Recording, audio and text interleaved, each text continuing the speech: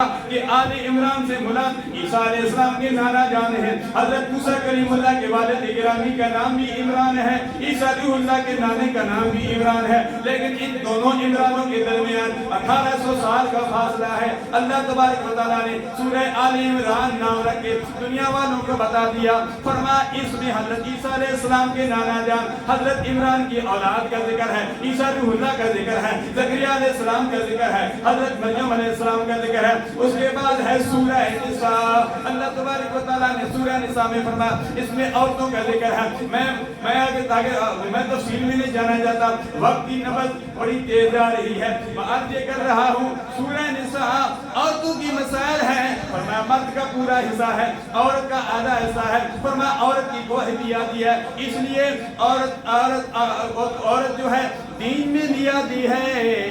دین میں بھی آتی ہے، عقل میں بھی آتی ہے، اس کی آدھی گواہی ہے، فرمایا نماز میں بھی آتی ہے، نماز میں بھی مہینے میں 7-8 دن تک عورت کے لیے نماز معاف ہے، بیماری کے ایام میں وہ نماز نہیں پڑھے گی، لیکن میری ماں بہنیں سن رہی ہے نماز تو آپ کے لیے معاف ہے لیکن روزے کی معافی نہیں ہے، روزہ رکھنا پڑے گا، روزے کی قضا کرنی پڑے گی، نماز معاف ہے۔ 7 دن کی اگر نمازیں رکھ دی جائیں عورتوں کے لیے یہ 35 نمازیں بن جاتی ہیں۔ اللہ تبارک و تعالیٰ نے یرید اللہ بکم اليسر ولا یرید بکم العسر، اللہ تبارک و تعالیٰ اپنے بندوں کے لیے آسانی چاہتا ہے، فرمایا اے عورتوں تم پر نماز معاف، تم پر میں نے نمازیں تو معاف کر دی ہیں، اس کا مطلب یہ نہیں سارے رمضان کی نمازیں معاف ہیں، فرمایا جو ایام ہیں مخصوص ایام ہیں، بیماری کے ایام ہیں، پڑھے لکھی حضرات نوجوان شادی شدہ حضرات جانتے ہیں جو بیماری کے ایام ہیں ان دنوں میں ان پر نماز تو معاف ہے، روزہ معاف نہیں ہے۔